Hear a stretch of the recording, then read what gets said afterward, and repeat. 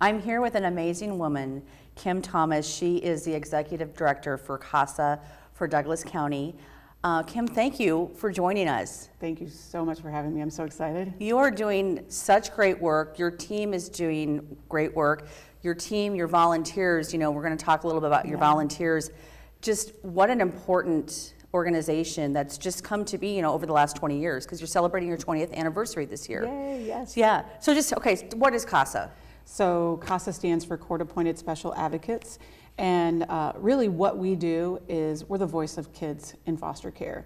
Our organization trains volunteers, kind of gets them to that process where they feel comfortable, and we match them up with kids who are really going through a tough time in their life, and they get to go to court, be their advocate, be that voice that often gets missed in the system. Yeah. And I know, so this is a locally, but it's also nationally. So national, is it 20 years nationally or 20 years locally? So locally for us, 20 years in Douglas County. Nationally, it started in 1977. So we're, about half of that right now. So yeah, it's been going on for a little over 40 years. And we're just so happy to be affiliated.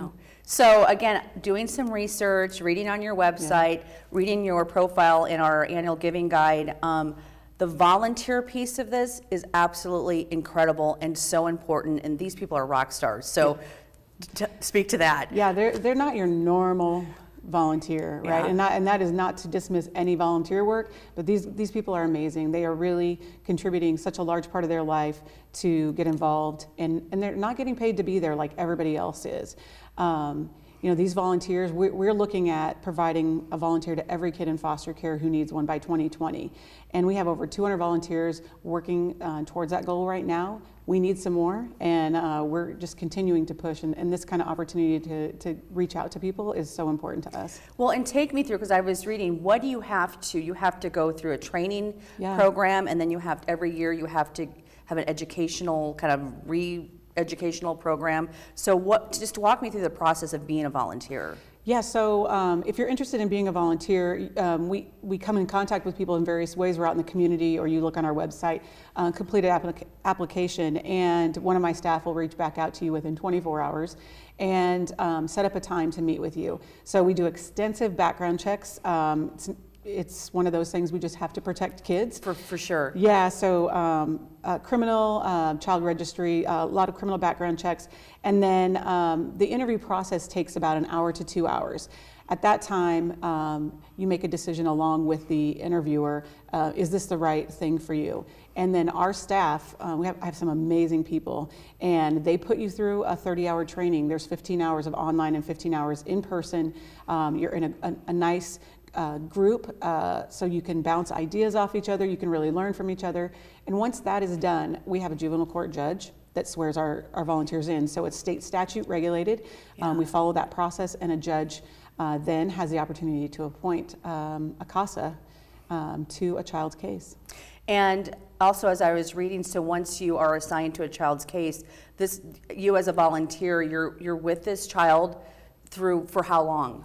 I mean, our goal for sure is that this CASA volunteer will stay with the child until they achieve permanency. So they're in a safe, permanent home, and that looks different for every kid. It could be foster home to adopt. It could be a guardianship. It could be that children age out, but we want to make sure that our children are safe, they're stable, they have the resources and the support that they need before all of these actors step out of their life.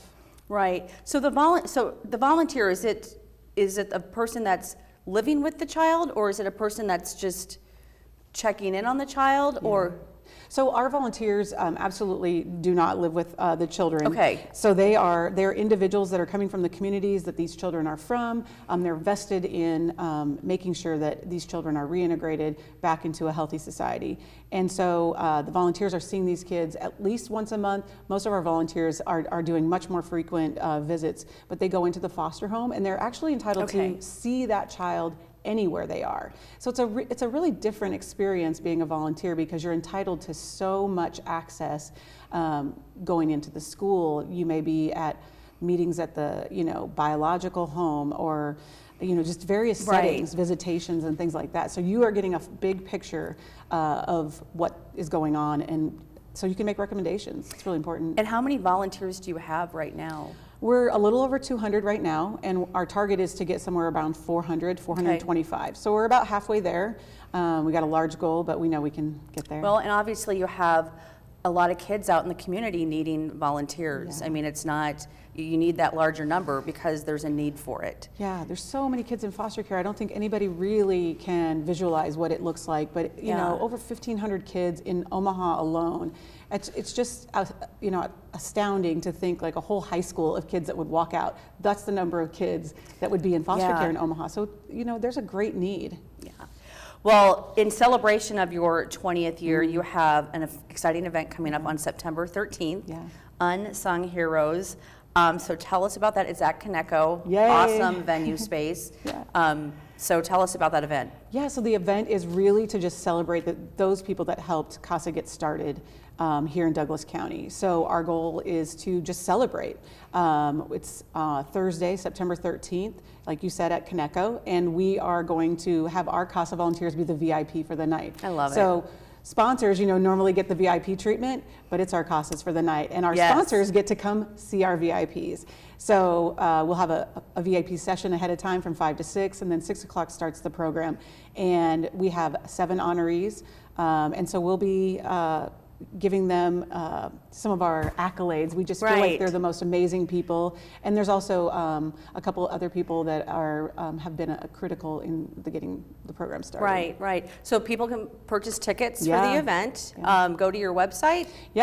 Just go to the website, casaomaha.org, and we have the information there about purchasing tickets. And if you want to be a sponsor, you can also still do that. Low as $1,000 for sponsorships, but it's a great benefit, gives you a good opportunity to kind of share the word with some of your friends, bring people that would be interested in this cause. Yeah, how much are tickets? $75. Okay, yeah. Not too bad. And not too bad at all, no. Volunteers, you can also purchase a ticket for a volunteer, which is awesome. Oh my gosh, I love that idea. Purchase ticket for a volunteer, I love that idea.